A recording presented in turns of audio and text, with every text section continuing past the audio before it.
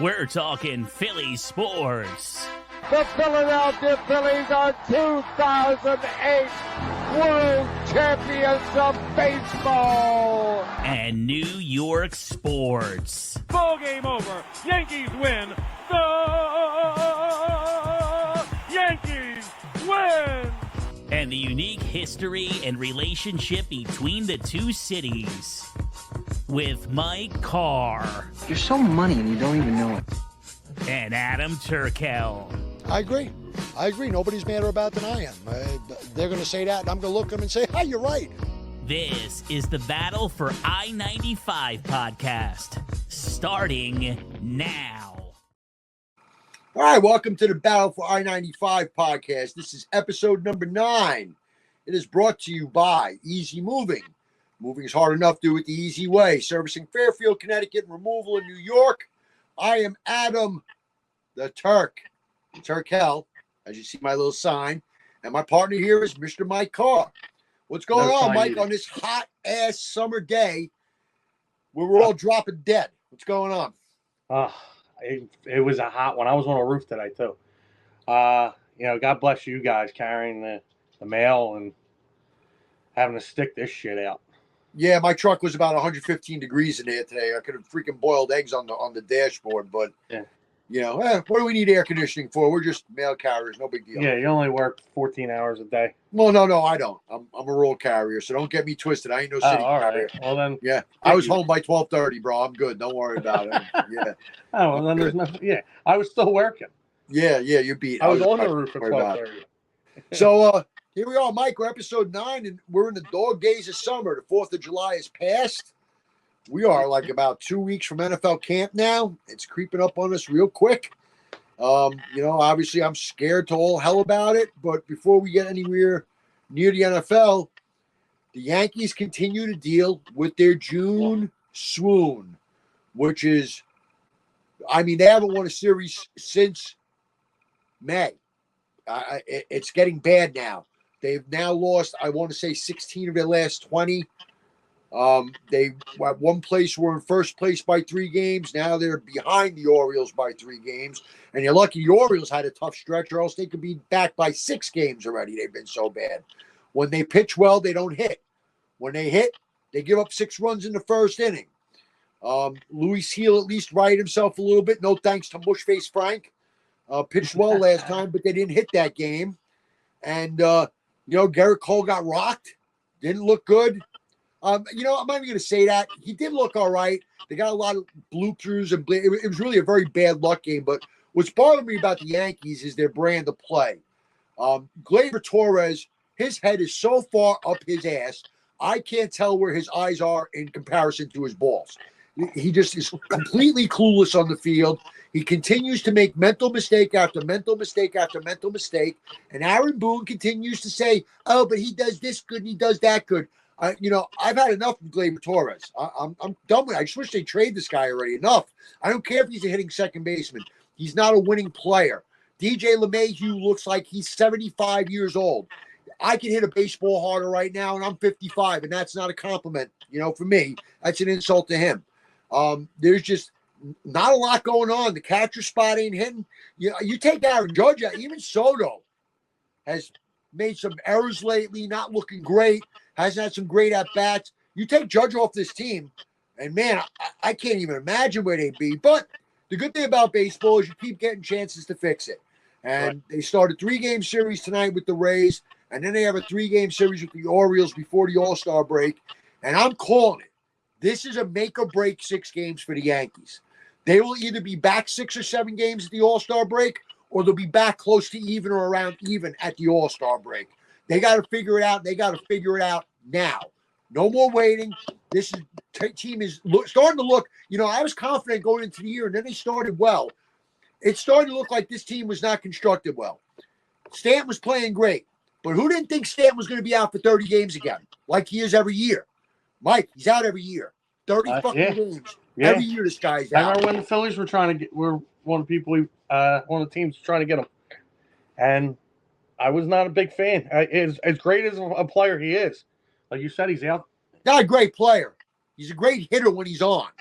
He has incredible bat speed, hits the living shit out of a baseball. Right. But the problem is, this year he's playing well for the first time in a couple of years. So now that he's hurt again, they miss him. Now they really miss him. This time it hurts that he's out because he was playing well. He had 18 home runs and 35 RBIs, 37 RBIs before he went out. And God knows when he's coming back. The guy pulls a hamstring. He's got to be out for fucking 10 months. Hockey player breaks his ribs and his nose, and he's playing the next game. So I don't know how long Stanton's going to be out for, but the Yankees are in a position where I am officially raising the red flag of trouble. There's trouble here in the Bronx. SOS. SOS. SOS. Save our ship, because it is really, man. And I don't know if the Yankees can make enough moves to fix the problems. Now, on the bright side, the kid Ben Rice, who came up to play for Rizzo, looks like a player. Had a 3-run home run game, 7 RBIs. The only other Yankee ever to have 7 RBIs as a rookie was Lou Gehrig. Gets good company to keep. He looks like he's got that sweet lefty swing that fits Yankee Stadium so well. That's been the positive. But they need 4 players and 3 relievers. And Clay Holmes made the All-Star team. What? How does Clay Holmes make the All-Star team? I'm trying to figure this out the for the fan life vote, of me. man. I mean, the National League last week just reported it almost was an entire Phillies lineup. It was almost an entire Phillies lineup for the National League because of the fan vote. Let me ask you something. Is the relief pitching that bad to where Clay Holmes, who's blown 5 saves, it makes the All-Star game? I mean, and let's talk about someone else making the All-Star game, right? And I'm a Met fan. We know that. By the way, the Mets have decided to become the Mets again over the last 6 games, 7 games. So they went on the road and they split against 2 bad teams, the Nationals and some other clowns. And, 2-4-game series. And they come away from it 4-4 instead of making up some ground. They're back under 500 again. So they may have shot their load. I don't know if they're going to recapture what they were doing. But Pete Alonso made the All-Star game. He's hitting 220. I mean, and I'm not the biggest Francisco Lindor fan. I don't think he's worth the contract he got, but he's playing better than Pete Alonso. He got snubbed. He should have made it. Alonso shouldn't have. They should have flipped it around. If they were going to send one guy, it should have been Lindor, not Alonso. But you see, this is the fuckery that happens in Major League Baseball, Mike. They want Alonso in the home run competition. Right. And he had said he's not going to be in it unless he's in the All-Star game. So. Yeah, and you got that kind of weight. You can push it around. So he kind of just willed himself right into into an All-Star team, which I mean 220. What is it? But what is it? What is the All-Star game anymore? It's garbage. It's what it is. It's garbage. It's trash. Yeah. Do you even watch it? No. You know what? It's funny. The All-Star game with it coming up, and we'll get into that next episode because the All-Star game will be happening next episode. But they've done everything to ruin this All-Star game for me personally, at least. Right? Now, on a bigger spectrum of it, the All-Star game is compromised just because of national TV, the way it's being, right? You used to never be able to see the players in the other league. I know growing up as a kid, as a Yankee fan, I didn't see National League guys unless it was the All-Star game because the teams didn't play each other. There was no national real broadcast except for Monday Night Baseball back then. So, I didn't get to see Steve Garvey, Ron Say, Pete Rose, Joe Morgan, unless it was in the All-Star game. And then they would wear their uniforms, which was fucking cool. Yeah. Right? I like that. But now you got the modern All-Star game. Interleague play has kind of soured it. National TV viewership, being able to see these players anytime, really, MLB package, everything else, that soured it. And now to top it off, they wear Mickey Mouse uniforms. They don't even wear their own uniforms anymore. So I got my issues with the All-Star game. But we'll save more All-Star stuff for next episode. Let's talk some Phillies baseball, Mike. All right, so it looks like you guys are coming back from what I heard. We are coming back. We got Bryce back. We got Kyle Schwarber's coming back. So the power's back in the lineup. Ranger Suarez is still killing it. So Frankie might not have completely mushed them. I'm going to knock on wood. Give it a little time. Yeah. Give it some time. Yeah. I might go to church Sunday and try to pray You for better that start one. throwing holy water on Frank's equipment too. Maybe it'll start working. You know? Yeah. They went. They're 5-5 over the past week. They lost to the Braves, and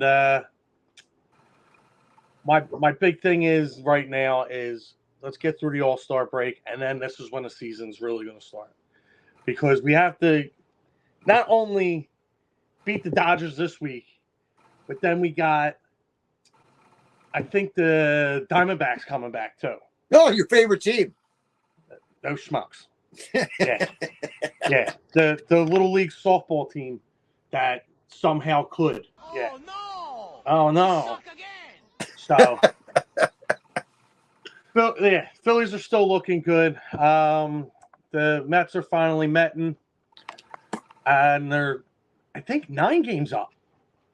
So 9 games up on Atlanta, right? 9 games on Atlanta. We got over that 8 mark. Thank God. Yeah. It just seemed like every time you would look at the standings, 8 games. And, the Braves would steal a couple. And they stole a couple from us this past week. So. I think the disappointing thing for the Mets is that I think they played the Nationals and the Marlins were the 2 teams they played. If they had handled business and 2 4-game series, won 3 out of 4 in each series, the Mets would actually have gotten ahead of the Braves. And they'd be back 8 games of you guys. Right. And very much something to think about all of a sudden, Yeah. But they let go of the rope, and the Mets did something that drives me nuts last night. They had their rookie pitching. He's one of the best prospects in MLB, and they brought him up. And he pitched all right his first game. The kid's throwing a 1-hitter with 75 pitches thrown, and they pull him in the 6th inning because it's the first time he's on regular rest. The Mets bullpen, which may be the worst in baseball, proceeds to immediately implode and shoot their load all over the field and give up 5 runs willy-nilly all over the place. And the Mets blow the game. And they was talking about this on FAN. I was listening to him today. And, the problem with all these sports, not just baseball now, is these guys don't – these teams, it's the organization. It's not the manager. The manager wants to win. He's following orders from above. These organizations don't always prioritize winning. And that's a problem for me in baseball.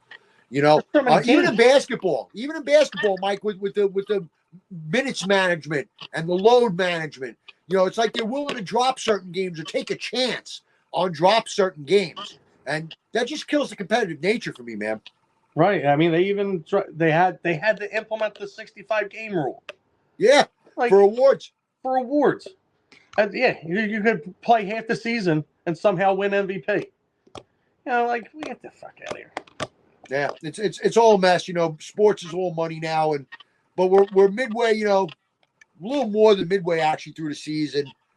The Yankees trying to figure out the Phillies seem to be holding up just fine. I'll repeat what I said. I expect your team to win the division. I did expect the Yankees to win the division, and now the 3rd wild card is only 3 games behind them. Is this going to be a massive Yankee choke? I mean. The All-Star break. Let's see what happens after the break, man. I mean, this is the lull time. You can do it! Get that old ass of yours in. Yeah, they gotta get some old guy in there. They need something. See who's in there. Was that from The Longest Yard? Yes, it was. Yes, it was. I was actually going to play that for your basketball team, but we're not going to be talking basketball for a while with your old men. But I don't know what the solution is for the Yankees. I don't think they can make enough. And they're falling apart. You're wasting Aaron Judge. Aaron Judge. Let's hear about how we're wasting the poor guy. 32 home runs, 86 RBIs. Not at the All-Star break yet. Hitting almost 320. They're wasting this. What are we doing, man? Yeah, it's funny. I've noticed this with teams. Have you noticed this with teams, Mike? When they have the really great player, they don't seem to win. When they have the really... In baseball. Talking baseball. In baseball.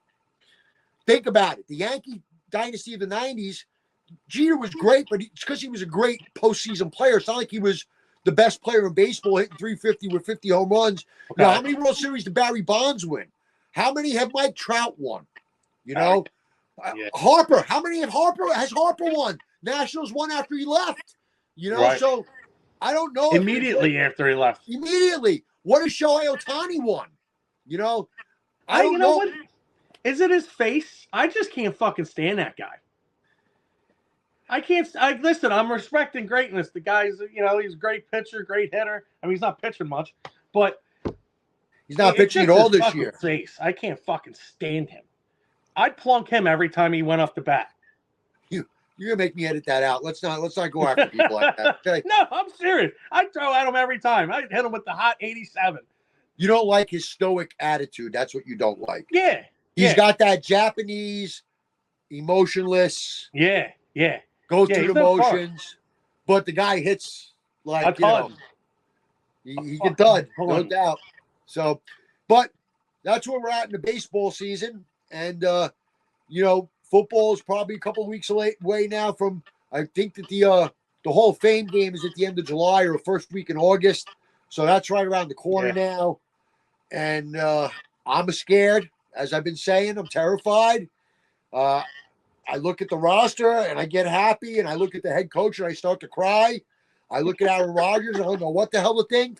And you know, that's coming up soon, and we'll have stuff to do with football very, very shortly.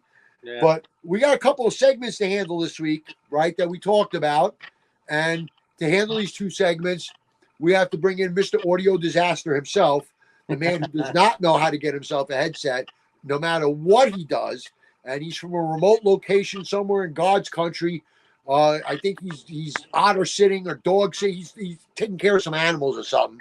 And we're going to bring him onto the stage now and into the show. And here is Frankie Ravioli. Here's Frankie. Cheers, boys. Hey. Wow, I can hear you. That alone is a miracle. I'm doing much better now. How are you? That's not bad. Okay. Yeah, it's amazing that we even have to ask that question on this show. It's amazing. Yeah.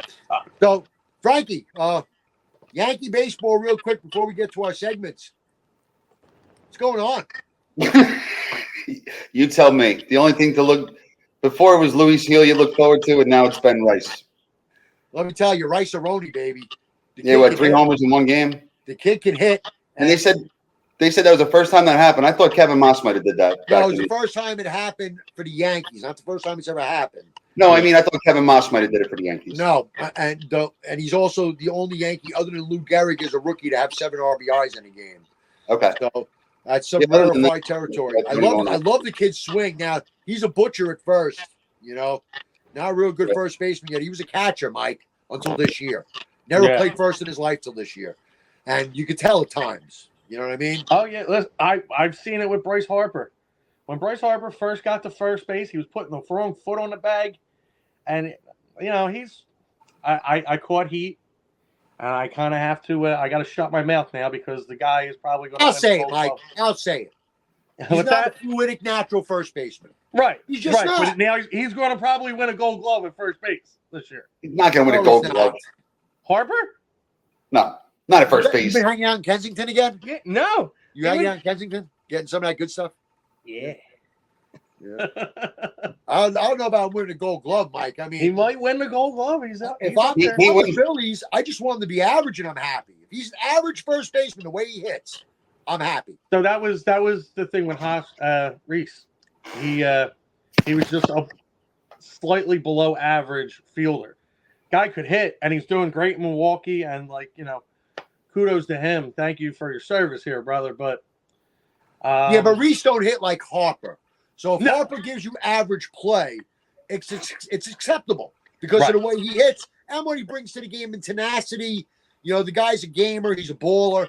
Blue collar player. Blue collar type of guy. So I think if he becomes an average first baseman and extends his career doing that, nobody's going to say no to that. Everybody's going to sign up for that in Philadelphia.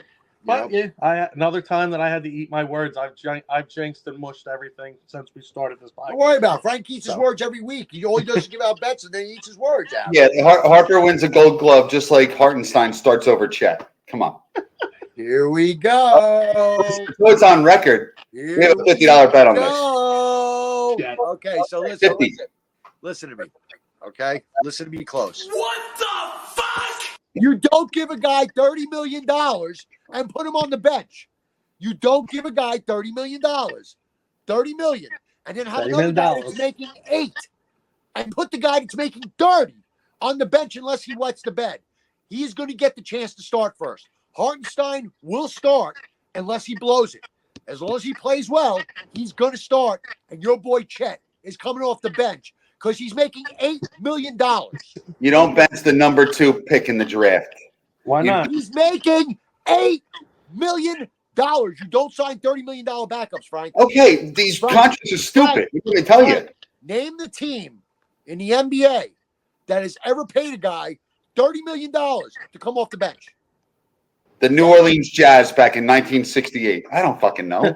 The Philadelphia 76ers when they got Andrew Bynum. They were the New Orleans Jazz. They went to Utah. That's why it's the Jazz. Oh, my God. We get it. All right, we get it. Relax. And last week, you guys talked about Goodfellas at the end of the show. My favorite movie, and you called me Frankie 2 times. It's Jimmy 2 times. I'm going to go get the papers. Get the papers. Yeah, Well, that's your okay. name's Yeah. Frankie. You want to be Jimmy now? Frankie 2 bets. Frankie 2 bets. Yeah. There you go. That's not bad. Yeah, Frankie 2 bets. But yeah, there's no way that they pen. And listen, teams don't do that. Hardenstein's gonna have a chance to start, and I bet you it's for a specific reason, right? And they need, and every team in the NBA, the Knicks are kind of changing this trend a little bit. They're starting to see, okay, we need some strength off the bench. We need guys that can actually score. Chet on the starting offense is almost redundant because he's a scoring center and they have guys that can score. Hardenstein is a complementary type of player who only has his little float shot, but is a rebounding monster, is a blocking machine, and they probably want Chet to come off the bench so he can have the ball and score. He's not going to score as much in the starting lineup, and that's not Hartenstein's game, so he fits better. But, you know, you want to be stubborn, that's all right. I'll drink coffee forever on you. I'm fine with that. No, we have a $50 bet. It's booked. Oh, it's booked. Yeah. It's booked. It's What's booked. your record on the show? What? What's your record on this show? Your gambling record? I can't recall. Maybe like 1 and 14. I believe it's 2 and 14, something like that, right? No, I think it's 1 in like 13 or 14. Oh, Yeah. 1. Yeah. So, yeah, You even might a get blind two squirrel as gets far a as nut wins by by a you. while. Just waiting. Yeah. Okay. Anyway, we're going to get out of that subject because we're going to find out about that. I'm going to cram that straight up your wazoo. Real quick though, what is Hardenstein getting paid? What's that? What is he exactly getting paid? $30 million a year 29.1 a year. for 3 years? Yes. So you're saying he's getting $90 million? Yes. Not that he's getting $10 million over. No, he's getting $90 million, 30 a Who year. the fuck is he getting $90 million? He's not good. That's why the It's Knicks couldn't basketball. sign him. The Knicks were only able to afford to give him. But I mean, I know you're saying like they're paying him all this money, but he should not be getting that. I'm not disagreeing with that. What I am disagreeing with is You're saying they because don't he's pay getting this, someone- they have to play him. I get that. Right. Yeah, But you don't that's pay starting. someone $30 million to put him on the bench. You're not benching your second best player on the team. Listen, I got news for Ding, you. ding, ding, ding. All right, we can get back into this in November or October, wherever the fuck they start. That would Yeah, go. we'll get Keep back to it going. in camp when you see that Chet's coming off the bench. That's when Yeah, we'll okay. get back Fuck to it. the Okay. He's a fucking unicorn. Yeah, the unicorn. I know. Yeah, that's Kristaps Porzingis, not Chet the loser. Okay, that's Chet Kristaps. the loser. And you tell me that Hartenstein blocks and rebounds. What do you think Chet does? Gets Wow. 4 blocks a game. I want you. I would ask you to research it, but I know that's a waste of my time. I got my notes. Wow. Yeah, I know. Well, you got a little sheet of paper again. Same thing I was on the road today. Oh, I'm on the road. What are you in Vegas? You're on a fucking road. I went to Atlantic City. Atlantic City. All Took right, mom on there, you know. all right. So let's get to what we should be talking about, right? We spoke some Yankees and Phillies, and we have a couple of segments to go over, right? Okay. And we're all drooling for the NFL. We can't Yes. wait for it to get here. So let's start by talking some NFL, and let's start by talking about the NFC West. The NFC West, 49ers, Seahawks, Rams. Why am I blanking? Arizona. Cardinals. And the Cardinals. That's why I'm blanking, because they're not Yes. back. They don't They're count. not. And basically, San Fran is minus 200. Rams are plus 330. Seattle's plus 7-1. And Arizona's plus 13-1. Who wants to start with their favorite pick and their underdog? They're Here's dark the- horse. is it going to? Is anybody? Are we even going to have a different pick in this? I am. You are okay. Maybe I'm going with the Niners to win the division again, and my sleeper pick is going to be the Rams. okay. I am going also with the Niners to win the division. I think this is like that window. Like they have to get it this year. Yeah, They have to win that Super Bowl this year. they're not going to though. I don't think they're going to either, but They're not. all these contracts are going to start hitting them. Yeah. And my sleeper, it's either them or Seattle. Rams or Seattle, but yeah, I'm going to go Rams also.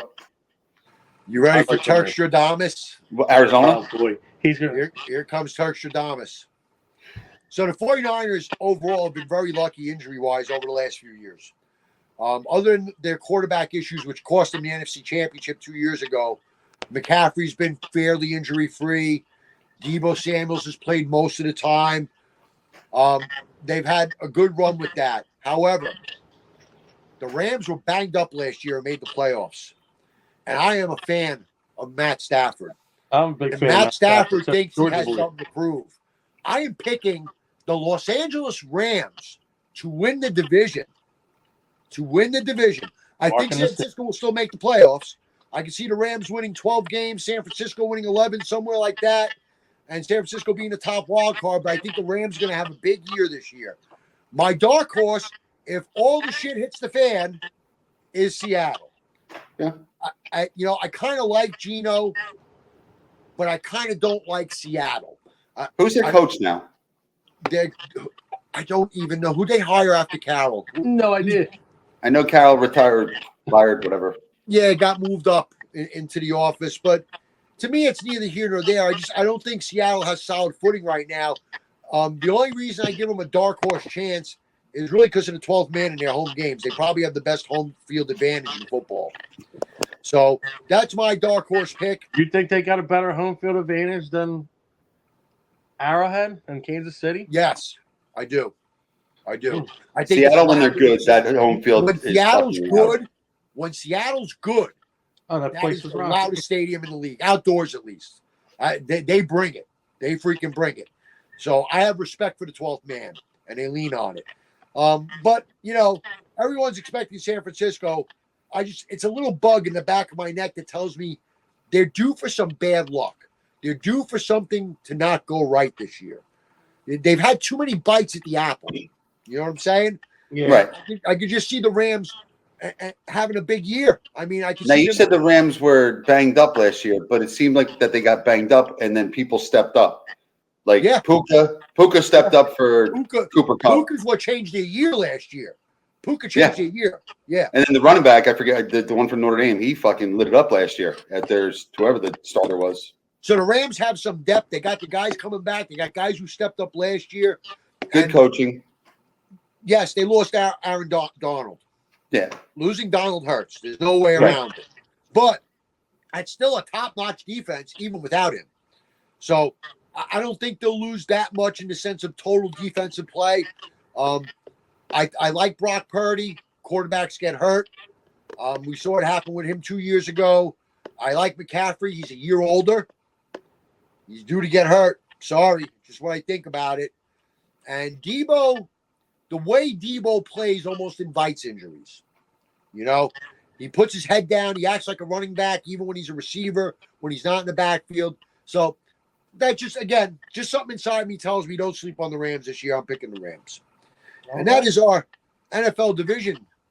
And next week, we will do AFC South. AFC South.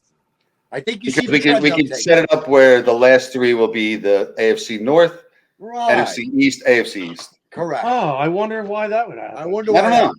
Yeah, well, I was thinking about that on the drive home from Atlantic City today.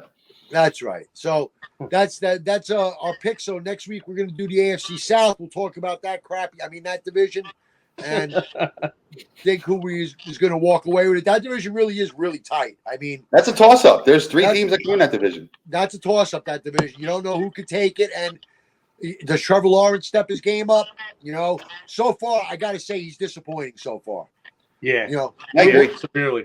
But he's got a better He's the highest paid quarterback now, right? He's the highest paid quarterback, and I'm trying to figure out why. Yeah, I don't know. Because they have stupid money. Although, What's that? Salary capped.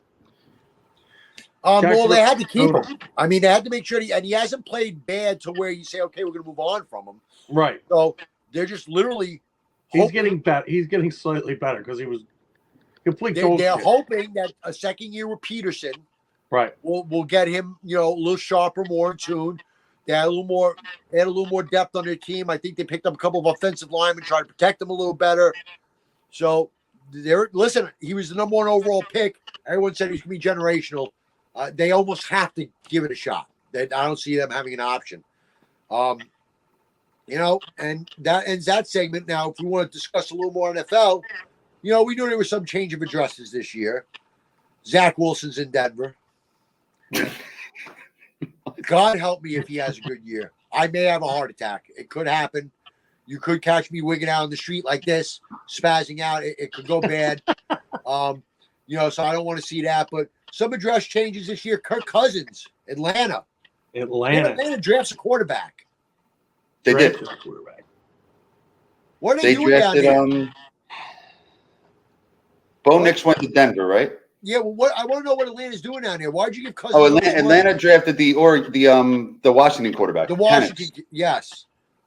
I think he's very good, but he's injury prone. But why are you paying all this money to Kirk Cousins if you're drafting that kid? I don't understand it. I don't know. Did Kirk Cousins walk across and say, "You like that"? I don't know if he did or not. Yeah. How you like that? You got to pay the man. You got $100 million. You like that? Yeah. How you like that? I got paid. You like that? But I think that it's almost inevitable with Atlanta because it always happens. Oh, no. We suck again. Yeah. That just always seems to happen with Atlanta. I mean, no matter what they do. So, will they make it to the, playoffs? We're talking about. Uh-oh. That's practice. Yeah, well, they got to practice. Well, they got to practice to make the playoffs. Talking to the playoffs. Playoffs? Yeah, they got kidding me? practice. Playoffs? Are they making the practice? Probably not. Yeah.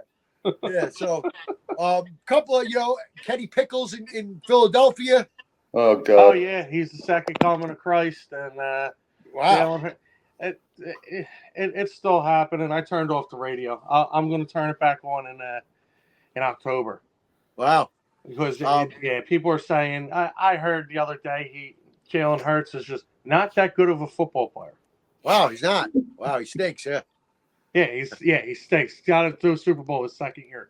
Well, Right. Yeah. You or I could have done that. Honestly, Yeah. I don't know why they didn't sign me.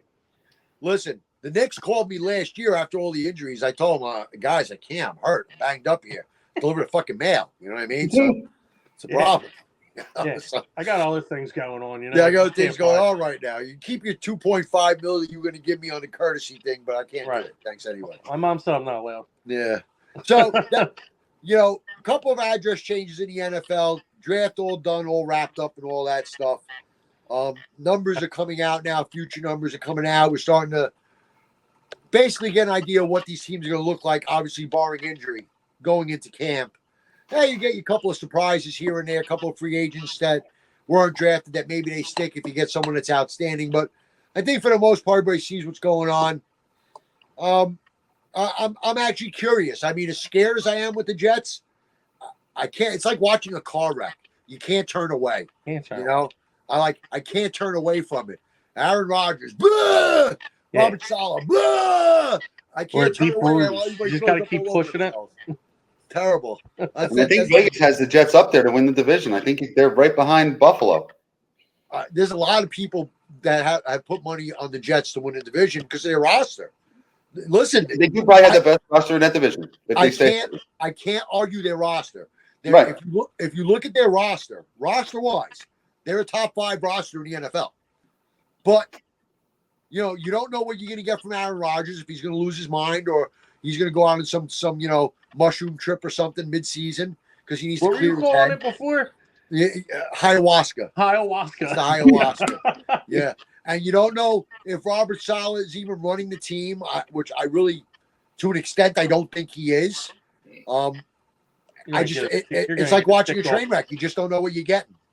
How many cars are flying off the tracks? How many bodies are flying through the air? I don't know yet. Or will the train make it safely to the station? I would say, there's a chance of that, but this is the Jets. The The Jets. And the Jets. They made it a point to make it you look more like it's going to be a train wreck by going back to the 80s uniforms when they were a train wreck. So that's good. Let's look like the train wreck. Maybe we'll resemble the train wreck. I don't get whatever. Mike, Adam didn't tell you earlier. He went against San Fran because they open up with the Jets, and the Jets are going to beat them, and it's going to cause them to go into tailspin and not to win the division. They're going to beat them handily. Oh, here the Jets are going to come out and smoke them. There we go. And then everyone's going to be they're going to come out and smoke them. Okay, they are. They're going to come out and smoke them, and everyone's going to jump all over. Yeah, the Jets. We're going to the Super Bowl. Yeah. By week 3, Rodgers is hurt. Tyrod Taylor's in there. Breece Hall's gone. Garrett Wilson goes on strike. Game's home or in San Fran? What's that? Is it home or in San Fran? They're in San Fran. I think they're going to They're going to be like 10-point underdogs. Oh, and that's why I think they're going to win the game. It's going to knock a lot of survivor picks out if that happens. I'm throwing a 50 bird on you, dude. Yeah. Listen, we could talk about that because that's one of the games I think they're going to win this year. I think they're going to win. First of all, San Fran will put a 50 burger on nobody. All right, let's start with that. Their offense isn't great. So let's not make it like they're the Chiefs. They're not the Chiefs. They're not the Chiefs. Second of all, your team lost to Zach Wilson. Shut up. You got that was last year. That was a whole different And your team lost to Zach Wilson too. And look at me just sitting here cool, calm, and collected because going back to Zach Wilson. Everybody that loses to Zach Wilson has to shut the fuck up. That's all. If Zach Wilson somehow takes Denver to the playoffs, Sean Payton should go to the Hall of Fame right now. I'll cry. No, Robert Saleh should go to jail. He can pass go and Saleh can go to jail. Yeah, because that would mean that and I suspect that that's some of Zach's problem. That he was hugely mismanaged. He should never been starting year 1. Let's start with that. He wasn't refined enough to start year 1. He just wasn't. He played for BYU. They needed someone else to start, and he's one of those quarterbacks that needed to sit a year and take a look and see the difference in the speed of the game and everything else that went on. Instead, not only did you urinate all over the kid, but you threw him behind a terrible offensive line, gave him one fucking receiver and said, good luck, kid. So they didn't help him. I watched a lot of the play calling. They didn't call plays to his strength. They didn't roll him out enough. The kid can run like the wind, and they didn't want to let him run. And I don't understand that. So I'm not saying Zach Wilson is great or going to be great. Some of the reason he was as bad as he was is the Jets' fault. Some of it is their fault. Who was his backup year 1? What's that? Who was his backup? Year 1 was Mike White, who outplayed him. Who the hell is that? Okay. Who outplayed him. And everybody else wanted Mike White to play. He was a monster for like 3 games, then he got hurt. Well, then he got hurt. And Zach Wilson came back, and that was all she wrote. Mike White played great for that short time, and he parlayed it into a contract by going to Miami and being the backup for Tua. So he's over there backing Tua up. That's right. Yeah, we got more NFL to talk as we go, but let's get to our next NFL subject, right? And we discussed this, and I've been in a tug of war with this one because I got 2 good ones. I'm like this. I got 2 good ones. We're going to do most underrated middle linebacker in the last 45 years. Of my 2, I could say one is so underrated, none of you might have ever heard of him. And the other one you have heard of, but somehow he's not a Hall of Famer. But we'll get to mine after. Since I hope it's not the same one. So let's start with Frankie. All right. So mine is a Jet. Well, he was drafted by the Jets. Middle linebacker out of Virginia. Oh, I know where he's going. Middle linebacker out of Virginia. First round pick, number 8 overall. James Farrier. Now, mind you, he's a middle linebacker at Virginia, so the Jets draft him and they make him an outside linebacker. Jets do Jet things. So he plays there 5 years, average numbers at best. Then he decides to become a free agent, and he goes to the Steelers for 10 years, where he picks up 2 rings. He picks up a couple Pro Bowls, Steelers Ring of Honor. I think he made it to like the second cut of the Hall of Fame or whatever, maybe I forget what the rounds are, but he didn't get into the Hall of Fame. He didn't get in. And then now, just in researching him today, so now if anybody asks me about Frank said, like, they'll be like, you're voting for Trump. What do you think about January 6th? I'll be like, oh, that's James Farrier's birthday. And I'll talk about James Farrier. Yeah, there you go. Perfect. That's good. So that's what I have. That was our fun I fact don't of even the know how day. to answer that. There's only one thing I can say about that. You know, it's just got to be, well, first, before we say anything else, Fuck Boston. yeah, fuck Boston. I just wanted to say that for a second. Sound like Boston, but James Farrier is a good pick, though. I liked him. Yeah. I really did. I thought he was a really good player. And I remember when the Jets drafted him, I was happy. I was like, oh, good. We got a middle linebacker. And all of a sudden he's playing left outside linebacker. I'm like, huh? Yeah. I'm like, And what's weird about Steelers linebackers like him and Joey Porter, they both had the high voices. In the Jets defense, though, they had a hell of a middle linebacker at the time, which is why they Is did. that Mo Lewis? That was the Mo Lewis era. Okay. So So that's who I thought you might go with for underrated. that's actually that I got, like I said, I got 2 or 3 choices. I'm still not decided. Still not.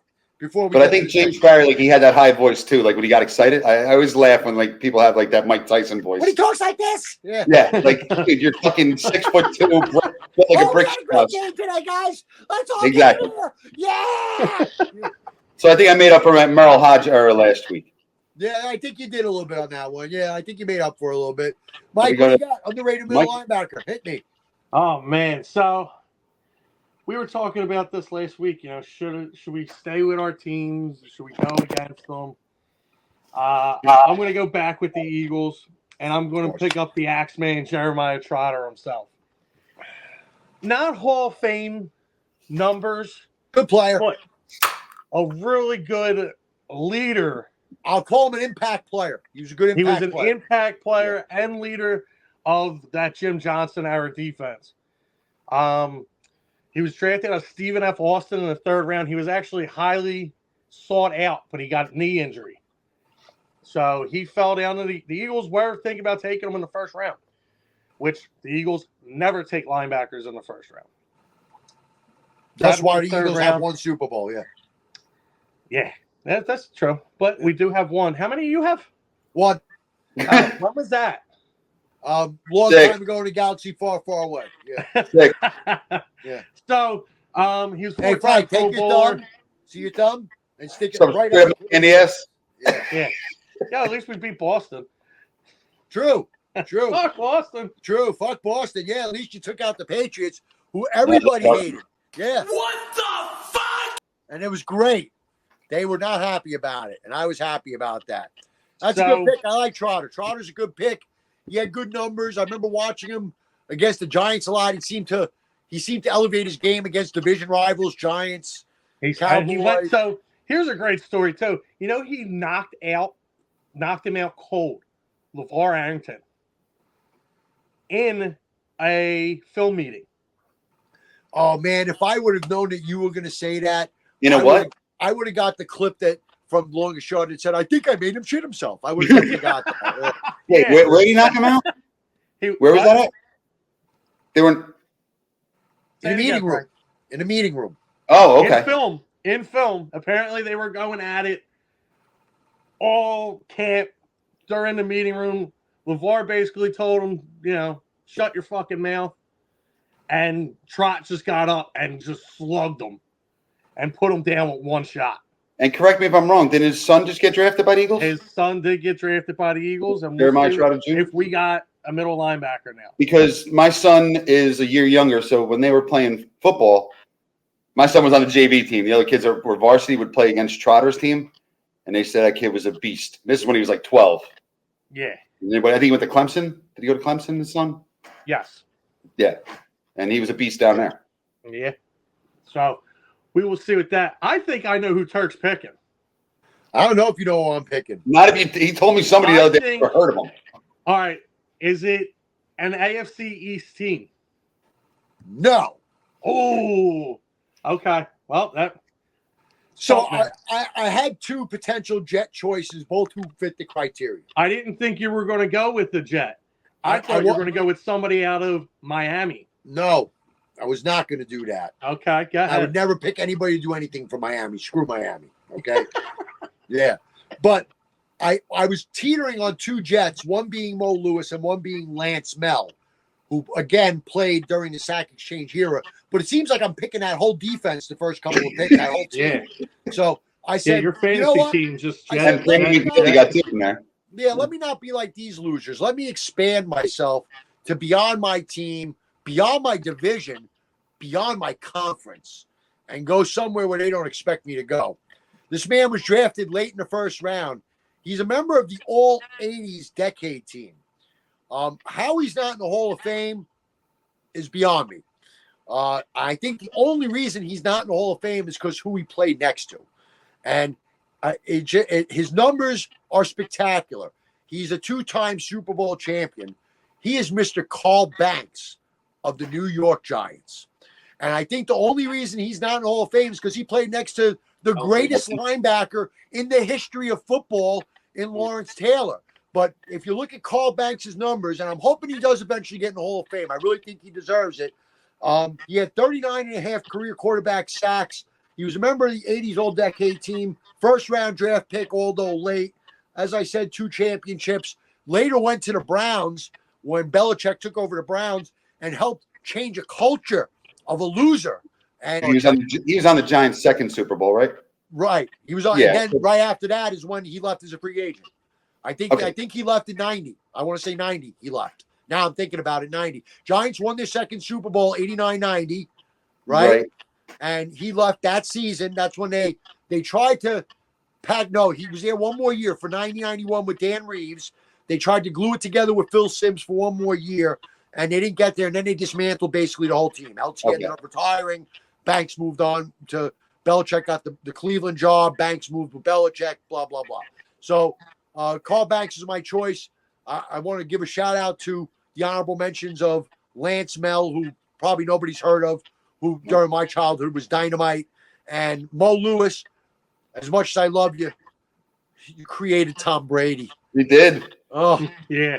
Created Tom Brady. I thought you were going Mo Lewis for out. sure. When I started going deep into the wormhole of underrated linebackers, middle linebackers, I was like, he's going Mo Lewis. I was like, that guy created Tom fucking Brady. Mo Lewis was a dynamite player. He really was. But Banks, to me, is a Hall of Famer, not in the Hall of Fame. And to me, that's the definition of underrated. You know? How you all decade you're not in the Hall of Fame?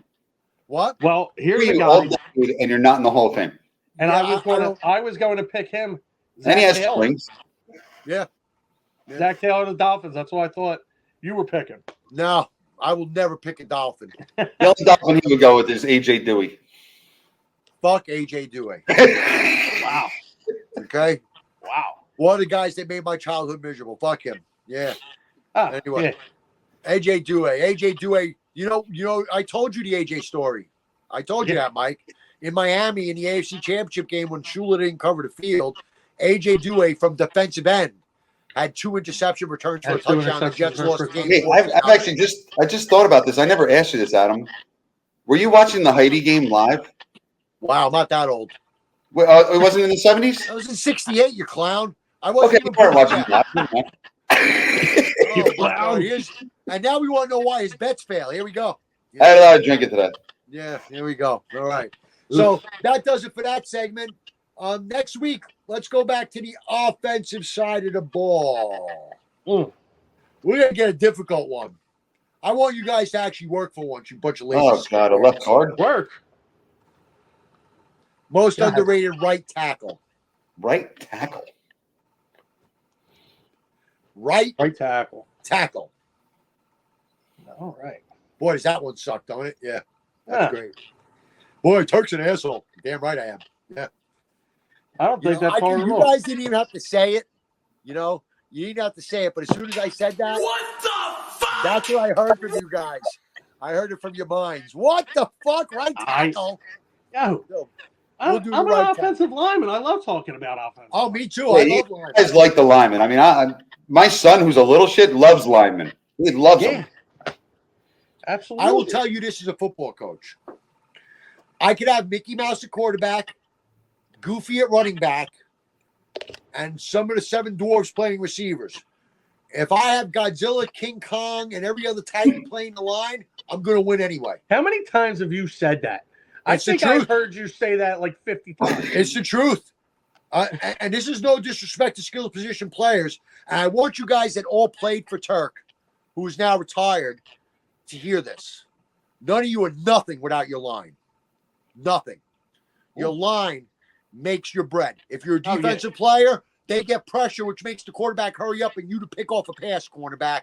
If you're a receiver, the quarterback can only get you the ball because he's got time because of that line. If you're a running back, you're not as good as you think you are. It's because that 320-pound lineman and his buddy did a cross block and blew the hole open for you, and I could have run through it.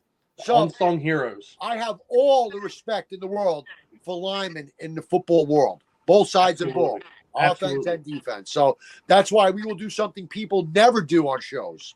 We will honor the offensive right tackle. I'm with it. I like it. I love it. I couldn't play offensive right tackle. I was too short. I played both sides as I got older. It's funny. Football older is hysterical. Yeah, when I was 23, I got older. But I started as a center, defensive end. I played some tackles. I got a little old. Then when I coached, my first 2 years coaching was kind of a clusterfuck, rebuilding a team, but I was still young enough to play some. So towards the end of seasons, when we started losing guys from injuries and guys like Cucks, they had the wrong attitude, I would actually step in and play a game or two, put myself on the roster. I did that for a couple of years. I did the same thing. And I played, let me tell you something. I'm not going to joke. I had a couple of games. There's one game where one of my players that's hurt is filming the game. This is for the New York Predators on the sideline. And I was wearing the number 15, but I was chunky at the time. I was 310 pounds. So they said I stretched the 5 out into an S, and it looked like is, right? So the guy's commenting on the video. He's like, oh shit, is pulling around the right side. Oh, is killed that corner. You go, Coach Is. Yeah, that's actually on film. Yeah, it was a pull. It was a toss. I pulled right. I lined the corner up. He kind of froze. I couldn't believe I got out there because there it is. Hey! At the 52-minute mark. It's getting earlier every week, Mike. That's not good. It went from 55 to 54 to 52. Not good, But yeah, so I had some compliments for Coach Is that game as I ran around the right side. And by the way, after that, I had to take a break for about 3 plays because I was exhausted. I was getting old already and I was smoking. So, but anyway, fun times. I miss football. I miss playing. I miss coaching. I miss the whole thing. I always will miss it. It's just something. It's not my wheelhouse anymore. Not something that we got to get into too much of a discussion on the show. But Mike, you're going to agree with me on this. The modern player, pro or under, is not the same anymore. No, he's just not. He doesn't have the same work ethic. He doesn't have the same winning team attitude. It's all about him, his number, the color of his socks, his numbers. How does he look in pictures? That stuff is all more important now. And they don't want to come to practice. And if any of you want to know why Coach Turk don't coach no more, if you're one of those guys that didn't come to practice, it's your fault. It was because of practice. It's your fault. Practice. Practice. Not listen, game, man. But practice? I don't care what that man says. We talking about practice. Damn right we are. Not a game. No. Not the game that I not the game. Go out there and die for. And right. play every game like it's my last. You can die for the game, but when you run the wrong play, I don't care. Man. Yeah. We're talking about practice. Yeah, practice. That's right, AI.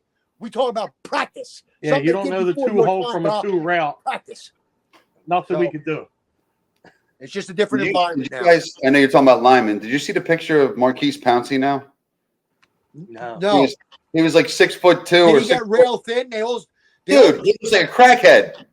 I'm bigger than him. I've noticed that offensive linemen and defensive linemen, when they retire, 1 or 2 things happens. They slim down or get fatter. They get fat as hell because they eat everything and they don't work out no more.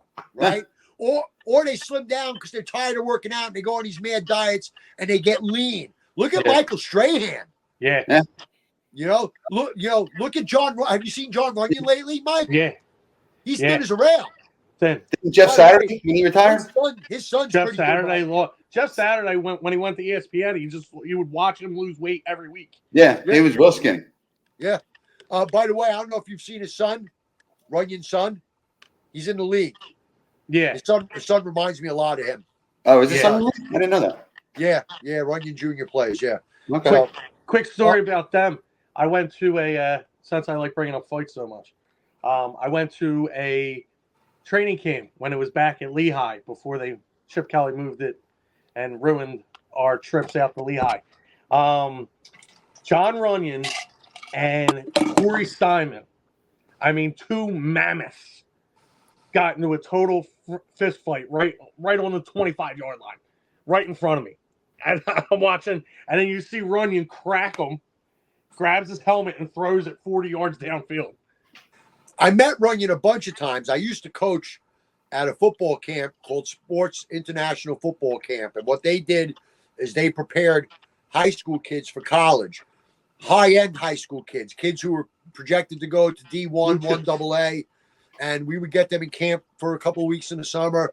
And, you know, that's when I was really in my coaching bag. I was only in my early 30s at the time. And I actually used to coach, but I hate to admit this, Mike. I used to coach at the Eagles one, Deuce Staley's Sports International Football Camp. And a lot of players would show up. You know, I met Donovan McNabb many times. I met John Runyon a bunch of times. I met Deuce, obviously. Deuce would take us all out to dinner at the end of the camp. Really nice guys. He took us somewhere else, too. I can't say where, but it was a really good place. I had a good time there, you know. Yeah, it was a good time. You know, but Runyon, the first time I met Runyon, I was running some drills with the linemen, and I was a very tough line coach. We were doing monkey rolls. We were doing bull in the ring. We were doing Alabamas. These are all legal. These are all illegal drills now. These are all illegal drills now, and that's all I did back then was all these rough drills. And I didn't feel him coming up behind me because I'm kind of in my bag, and the kids kind of pause and they're pointing. I'm like, what? And I turn around. Now, as you guys know, I'm not a small individual. I'm 6'4", 235 now. Back then, I was 6'4", probably about 270, 260. You know, almost an NFL size guy myself, size-wise. I turn around, and this man is 4 inches taller than me, and he's the size of Texas, and he's got this big country smile on his face. And he goes to me, "How you doing? I'm John." And he puts his hand out, and I shake his hand. And it was like shaking King Kong's paw. His hand was so big that it felt like it wrapped around my hand 5 times before he squeezed. So shout out to John Runyon, real nice guy too. Top of the line person that I met back in the day. And, you know, I think that a lot of these guys, people don't know a lot of what these guys do in their off time. You know, okay, we could all give professional athletes crap. They make $1 trillion to play kids' games, whether it's basketball, football, baseball. We all say you should be like this, you should be like that. But some of these guys, John Runyon, Deuce Staley, Derek Jeter, Bernie Williams, these guys put so much time into charitable work. Boomer Esiason, because his son, you know, he had to deal with ALS, not ALS, the hell is it again? His son has an affliction, Gunnar Esiason, and Boomer has done incredible work. Cystic fibrosis. Yes, that's it. Cystic fibrosis has done incredible work raising money for cystic fibrosis, yeah. And they've made a lot of progress because of Boomer Esiason. Absolutely, specifically because of him. Because that is a death sentence. You're usually dead by 17 or 16. Right. Really. And his son's living a happy life. He's married. Yeah, he's got to be like 30 years old now, even more probably. He's in his 30s. Yeah, Gunner's in his 30s. That's so awesome. You know, my hat's off to all the NFL, NBA, MLB, NHL guys who go out of their way to go to children's hospitals, to try to make a kid's day, who donate their time and money to worthy charities, who try to fight afflictions and sickness, who many go to homeless shelters on Thanksgiving and give out meals. And, you know, a lot of these guys get a bad rap because the only thing that goes in the news is the bad stuff. The good stuff doesn't get in the news, you know? And I just want to remind everybody that there's a lot of good stuff too. You know, there really is. Right. The good news is on page 20. Right. Yeah. But Yeah. then the one idiot who gets caught with a gun or, you know, Petsko Burr shoots himself in the foot, that's front page news. You know, what should be front page is Boomer Esiason. That should be front page news. No disagreement here. You know, so that's always been my opinion on that when it comes to players getting a bad rap. Guys, got any final thoughts before we show Frankie? Oh, Frankie, listen, I know we ain't talking soccer or nothing. Team USA sucks. They did. Did Spain win today? Is half my bloodline still in it? Did they beat France? I have no idea. No, I'm not paying attention. No, they got eliminated. Oh, but listen to me. You just reminded me of something. I saw it on Netflix. It's called Attack on Wembley. It's about the 2021 Euro Cup, and it was England against Italy, so it was in England's backyard. They put the Buffalo Bills and any tailgating to shame. This place is a fucking zoo. It's an hour long on Netflix. Check it out. It's some fucking of these international soccer games, they've had murders at them. It was no one died somehow, but it should have. I've seen videos of people falling off of upper decks and shit being tossed and things like that. In some the craziest one I saw. It's a good watch if you want to watch it. Referee threw out a red card in Brazil. 9 guys ran out of the they'll shoot him. and chopped his head off. That's crazy. Right in the stadium. Unbelievable. Insane. They wonder why U.S. doesn't like soccer. U.S. doesn't like soccer because you're a bunch of jerk-offs. That's why. Yeah, that's coming from me, too. I mean, the Eagles fan thinks you're rough. Yeah. I mean, that's unbelievable. All right, so, Frankie. Like, subscribe. Who are you going to mush now before you go? You got anybody to mush? Well, I didn't mush Ranger Suarez yet. Yeah. Luis Hill actually pitched good his last outing. I think he had 1 run. Who am I going to mush? I can't mush him. Don't you say the words AJ. Don't you do it. Oh, no. I was going outside of sports. I'm not doing that. Never mind. Okay. Because that would break my heart. But who do I want to mush? Way to go, Frank. I love dead air on the radio. I got nothing. Right. Yeah. All right. So Frankie's got no bets for you, just like he's got no freaking headphones for me. You know, Frankie's on top of his game as always. Well, I won headphones on DraftKings, so I'm supposed to be getting them in the mail. Mike, what did Frank promise me last week? So is your pay. What did Frank promise me last week, Mike? What did he promise? All right. Headphones. He promised me headphones. You better go get them. But the no, AT&T headphones from like the early 2000s. Oh, you want me to get those? Yeah. That's what they were going to give me, and then I just got the earbuds. So he couldn't go to Target. He just drives by it when he's working. If I don't get them by Monday, I will pick them up before Tuesday next week. I promise. This time. Your promises are worth shit. They really are. I'll give you back your parking spot if I'm wrong. If I don't have them next Tuesday. You park at my spot again, you got 4 flats when you come out. You forget I'm from New York. Sitting on concrete blocks. Yeah. You know, it's funny, Frank. I went to work. You weren't there today. I had my parking spot. Oh, did you? Yeah. Well, they parked all the fucking trucks. They parked the truck in my spot. That's not my problem. You don't have a spot. I have a spot. I'm the 5th spot. Yeah. From the fence. Spot. Right. So that doesn't mean you park in the 2nd spot. There's been a truck without a mirror in that spot for the last month. Anyway. Bullshit. Well, Frankie, we're going to let you go at this time so we can close the show. All right. It was another Peace, good fellas. week with you. Do your research. Get your headphones. Stop breaking my balls. All right, buddy. See you guys later. See you later. See you, bud. And that's it for Frankie. Unprepared ravioli. There you go. Yeah. You like ravioli when you with take no it out cheese of the in oven, it. there's no sauce on it. Yeah, no sauce. Or in his case, stuffed shells because he doesn't like stuffed shells. You know, there's no sauce on it. It's just a freaking stuffed shell, and he expects you to eat it and think it's all right. You know, doesn't like stuffed shells, but he likes ravioli. What the fuck? We'll get into it next time with Frankie. That's why his nickname's Frankie Ravioli. Oh, okay. Yeah, for some reason he likes raviolis and not stuffed shells, and for some reason he likes pizza, but he doesn't like tomato pie. I don't. He's almost booted. He's a mess. He's a mess. Mike, I think that next week I'm actually excited. We're getting closer to football season because maybe they'll let me forget about the Yankees taking his nosedive. It's all I got right now, and it's killing me. You know, it's fun. I said this week to people at work. I was like, I'm looking forward to the Knicks, man. The hell with the Yankees. The hell with the Jets. I want to get the basketballs. I haven't felt this way about basketball in 30 years. I'm looking forward to it. But, when Paul George runs out on the court, right?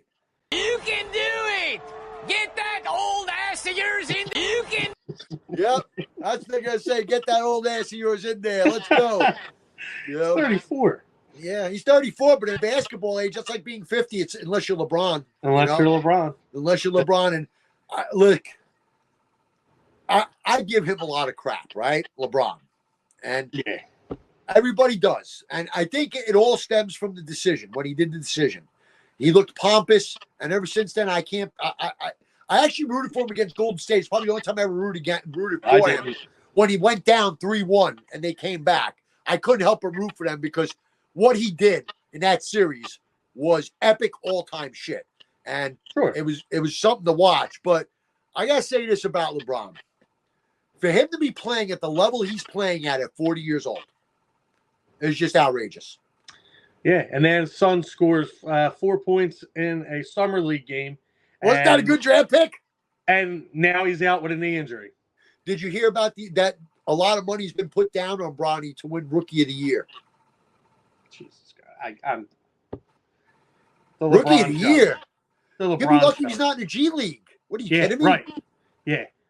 I think LA just got a G League team this year, too. They were like one of the last teams that held out. Well, good. His father could be the star of the NBA team, and Bronny could be the star of the G League team. It fits. That would just be awesome. That would just maybe be awesome. He'll go to the Big Three in 4 years.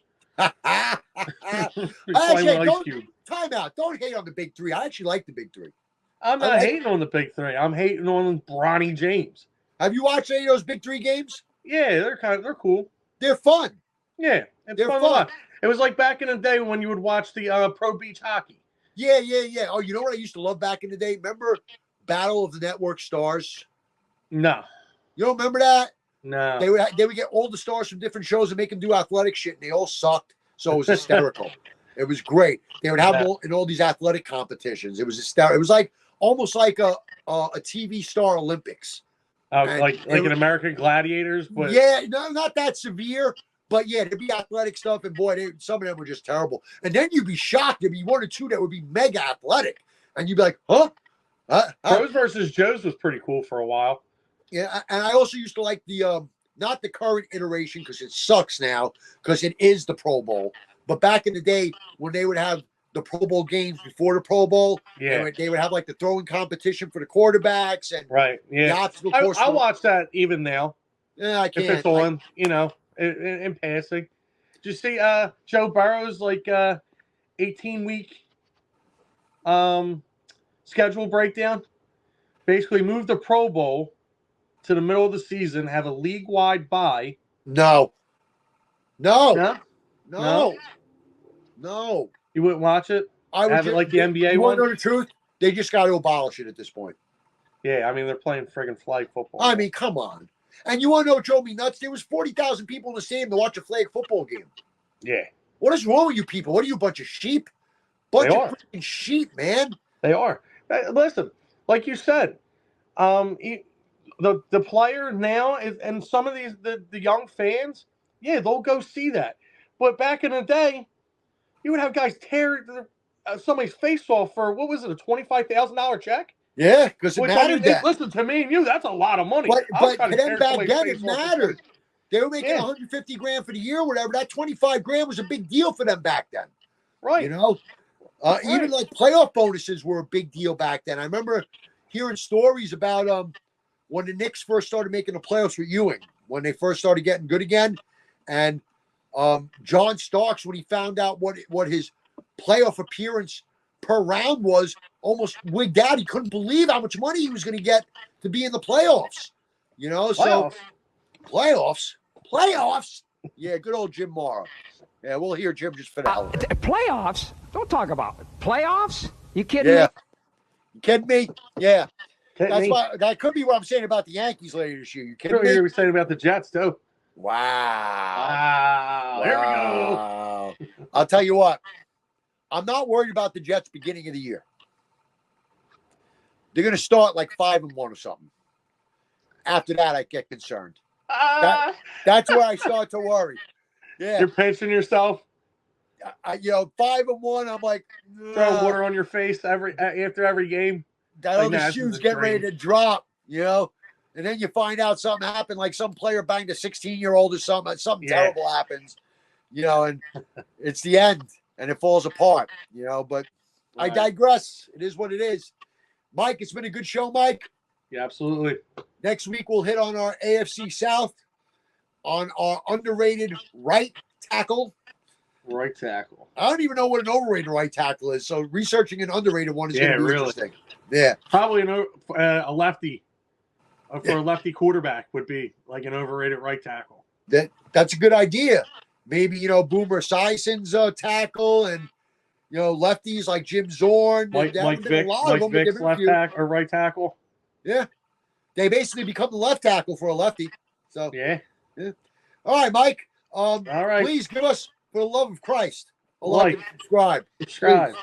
Comment too. Comment. Put something on there you want to hear. Yeah. I mean, it's getting tough thinking of this shit every week. Yeah. How do you think I feel? I'm the producer. I know. You're producer, star. Yeah. Turk TV. Turk TV. In your face. Turk TV right there. You don't like me, don't watch. Yeah. Well, once again, we were brought to you by Easy Moving Services. Moving's hard enough, do it the easy way. Our friends Easy Moving are servicing Fairfield, Connecticut, removal in New York, and now I'm going to remove Mike and me from the screen. Everybody have a good week. Hasta la vista, baby. Until next time.